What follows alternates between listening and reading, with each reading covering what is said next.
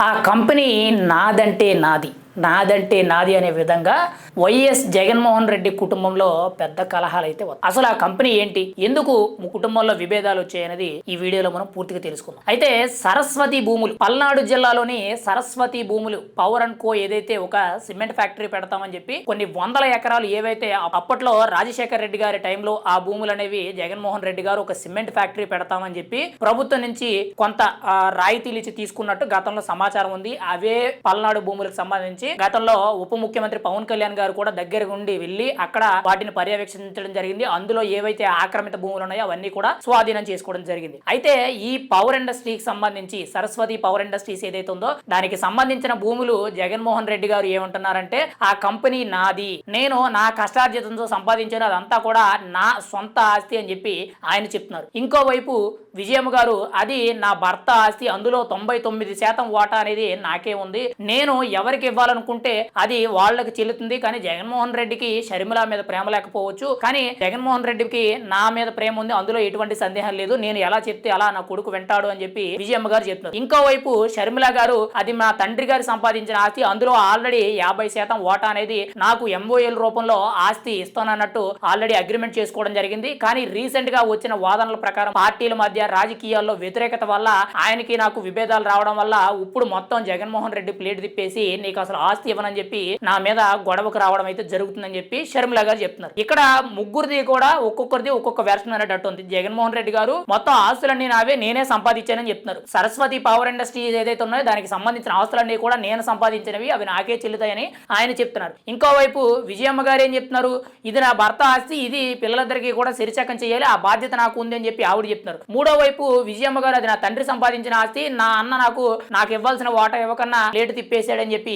షర్మిల గారు చెప్తున్నారు. మరి ఆ సరస్వతి ఇండస్ట్రీస్ కి సంబంధించిన పూర్తి వివరాలన్నీ తెలిస్తే అవి ఎప్పుడు సంపాదించిన ఏంటి అని చెప్పి ఇప్పుడు దానికి సంబంధించిన కేసు ఏదైతే ఉందో నేషనల్ ట్రిబ్యునల్ కంపెనీకి సంబంధించిన సంస్థ ఏదైతే ఉందో ఆ సంస్థ ముందు ఈ కేసును అయితే పెట్టడం జరిగింది. ఈ కేసు అనేది దాని పూర్వపరాలన్నీ కూడా పరిశీలించడం జరుగుతుంది. అసలు ఎప్పుడు సంపాదించారు, ఎంత సంపాదించారు, అక్కడ ఎవరెవరికి వాటా ఉంది, దానికి సంబంధించిన అగ్రిమెంట్లు ఏంటి, ఎంఓయూలు ఏంటి, ఎవరెవరి పేరు మీద ఎంత వాటా రాశారు, దానికి పూర్తి హక్కుదారులు ఎవరు, ఎవరికి ఎంత వాటా ఇచ్చారు, ఇంకా ఎంత వాటా ఉంది, షేర్ల రూపంలో ఎంత బదిలీ చేశారనేది ఇంకా పూర్తి విచారణలో అయితే ఉంది. ఏది ఏమైనా సరే సరస్వతి ఇండస్ట్రీకి సంబంధించి ఆల్రెడీ గతంలోనే పెద్ద రచ అయిందని మనం అయితే చెప్పుకోవచ్చు. కూటమి ప్రభుత్వ అధికారంలోకి వచ్చిన తర్వాత ఈ సరస్వతి భూములు అనేవి సుమారుగా 15,000 కోట్లకు పైగా విలువ చేస్తాయని చెప్పి కొన్ని ఆరోపణలు అయితే ఉన్నాయి. ఎందుకనంటే ఆ సరస్వతి భూములకు సంబంధించిన కింద ఆ భూమిలో ఏదైతే సున్నపురాలు నిక్షేపాలు ఉన్నాయో దాన్ని తవ్వి తీసి దాని ద్వారాగా సిమెంట్ అనేది లేకపోతే కంకర అనేది బయటకు ప్రొడ్యూస్ చేయడం జరుగుతుంది. కాబట్టి ఒక రకంగా అక్కడ సరస్వతి పవర్ అండ్ కో అని ఏదైతే పేరు పెట్టారో అక్కడ పవర్ ఇండస్ట్రీ కాకుండా అక్కడ జరిగేదంతా కూడా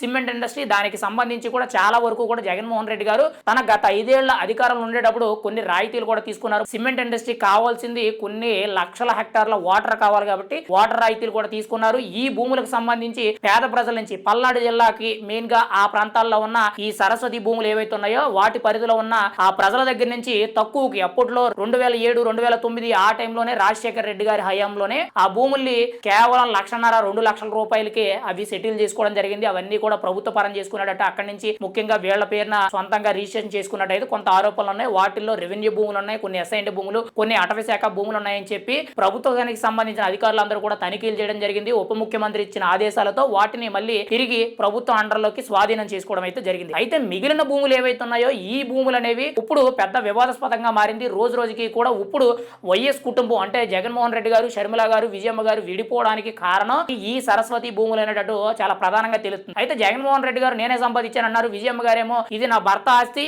నాకు ఇందులో 99% వాటం ఉంది, నేను ఎవరికి ఇస్తే వాళ్ళకే చెందుద్దని ఈవిడ చెప్తున్నారు.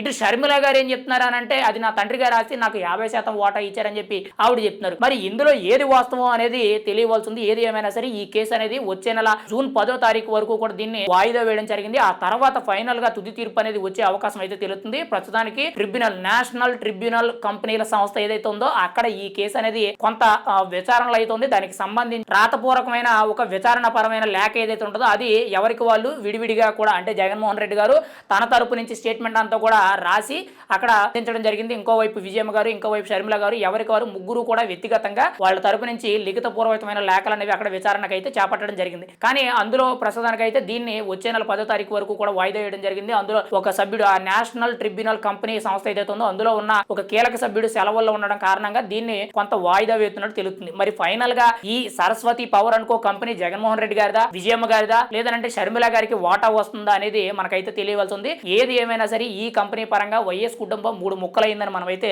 చాలా గట్టిగా చెప్పవచ్చు.